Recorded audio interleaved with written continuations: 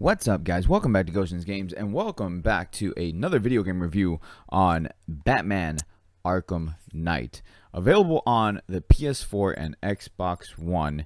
This game came out in 2015 and is the final entry in the Arkham series for the Batman games, as far as we know. So let's go into the video game review for this title here. Now, as far as the Arkham games go, I absolutely loved Arkham Asylum and Arkham City. How does this game stack up? Well, it has its pros and cons. So let's start with the good things first, because why not? We all like hearing the good stuff first. So things that were positives in this game, when you think about it, a lot of it is the same positives in the other games. The voice work was fantastic. Mark Hamill, possibly at his best. I mean, if you think he couldn't have done a better job than when he did Arkham City and Arkham Asylum, he did a fantastic job in this one, and he wasn't originally even going to come back.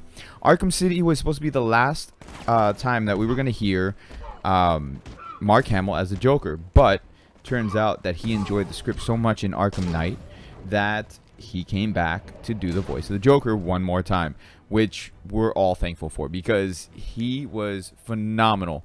Hearing the Joker again, and in a really twisted kind of way, it's something really special in this game. And to give a little bit of backstory in this game, so after the events of Arkham City, we now have Batman, who is kind of at a loss because his arch nemesis is gone. So spoiler alert, if you have not played Arkham City, I'll give you a second to I guess unclick if you don't want to be spoiled. And 1. So at the end of Arkham City, the Joker was killed. He was infected by his own virus, which then Batman had to fight him, and the Joker died. But not before Batman was infected himself. And so as you play through Arkham Knight, Batman continues on, being the Cape Crusader, but something feels kind of off. And something's been off for a long time for Batman, ever since the Joker passed away. At first, he kind of thinks that, okay, in a sense missing his arch nemesis, which they've actually touched upon this in a storyline in the comics. Kind of like the Batman needs Joker in the same way that the Joker needs Batman. But in this case, Batman is infected with the virus that the Joker released in Arkham City, and it's deteriorating Batman's brain. And what happens is, when people are infected with this virus, they become the Joker. So you have a lot of people who are showing up that they've been infected and they're turning into the Joker, and Batman, Bruce Wayne, is one of those people. On top of that, we now have this brand new person or villain or vigilante going around calling himself the Arkham Knight, who is killing people, and he kind of looks like Deathstroke, but he's obviously not Deathstroke, but he looks like him in a different costume. So Arkham Knight is the title villain of this game. But my personal opinion, the better storyline is the Batman Joker storyline that is in this game, that actually gets resolved probably about 70% through this game, through the main story of it. And it's kind of, I don't want to say sad that the side story takes more predominance over the main story, but it kind of is in a way. Normally when you play games and when you're reading stories, you never want the side stories to outshine the main story, because then you don't really care about the main story. And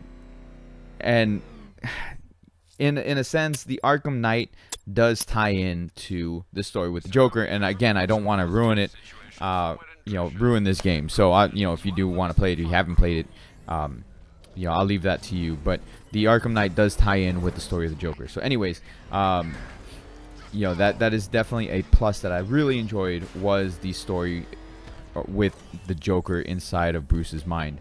Something else that I really enjoyed, and it's because Bruce has the Joker in his head, and it's funny because there's a lot of quips and a lot of stuff. Like Bruce is seeing, he's seeing the Joker everywhere, and the Joker is like talking to him and messing with his head and just like, you know, saying, like, Mark Hamill is just having a blast with this. You could tell, like, he's just having so much fun with all the stuff that they're allowing him to do and just be just like a full Joker.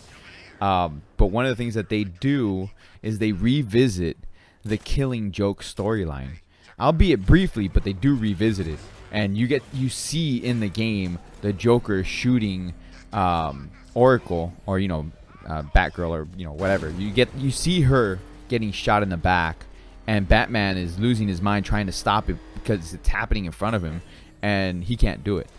So that's fantastic that they revisited that. The other thing they revisited was the Jason Todd story, which was, oh my god. So like, if you guys have never read the comics for the Killing Joke and Jason Todd, like, I'm not a big Batman fan, but there's certain storylines that just stand out, and that's the same thing with other comics in general. And the story of the Killing Joke and Jason Todd's storyline, those are some of the two darkest Batman storylines that have ever been written. And so you see the Joker actually like torturing and beating Jason Todd, and over and over, and in different scenes and different points of view, and it's all in Batman's head because the Joker is making him see it all over again, like seeing what he didn't see in person, because now the Joker is putting it in front of him. It's so dark, it's so depressing, and it's such a good story in this game. Just for that, it's worth to play, just to be honest with you. So other positives of the game: the combat is great. The fact that it's an open world story, or open world map, is fantastic. The detective mode that they have is great because that gives us a better look into how Batman plays, not plays, but how Batman looks at the world and stuff like that, and analyzes everything. And then we have Nightfall. I'm not going to ruin that. Just if you want to ruin it yourself, just Google Nightfall, Batman Nightfall, and you'll understand what I mean by that. Now, things that I did not like. The main story is very predictable. Very predictable. You'll start playing through it and you'll see why. I felt like they added too much into the game. Like they overdid it in some aspects, especially when compared to Arkham City, which was already a massive game to begin with. It was too much. Too much. I didn't like the Riddler and Catwoman story, which is a side story. I didn't like that. It was, again, too much. It was too long. It was very tedious. And that's the problem with all the Arkham games. I never liked the Riddler stories in any of the Arkham games. It's just too much. I always skipped over it. That's for completionists, and I'm not a completionist for most games, and especially this one's not one I'm going to go in 100% this game. To me, it also felt like this game was an Assassin's Creed game. They've shared very similar gameplay styles. It feels like an Assassin's Creed game, just with Batman instead. I absolutely hated the Batmobile. The way that they made you consistently use the Batmobile, I hated it. I felt like the game could have done without it, or at least not as much. But it is what it is. Overall, the game has moderate replayability, the fantastic acting, and the score, the soundtrack. It gives you that Batman feel. It has great controls as far as using Batman himself. Not so much in the Batmobile. I mean, if you can't tell that I didn't like the Batmobile, I didn't like the Batmobile. The controls on it felt awkward and clunky. But overall, I would give this game a 7 out of 10. So that is a very good rating, in my opinion. So definitely a game to pick up and play, especially since it's pretty cheap in price nowadays. It's enjoyable, and just like all the other Arkham games, they're all enjoyable games. So anyways, I appreciate you guys watching this game review. Thank you very much. Once again, hit that like button, subscribe if you're new, and Don't forget about my monthly giveaways, which is down in the description below. You guys have a great rest of your day, night, whatever time zone you're at. Peace out, guys.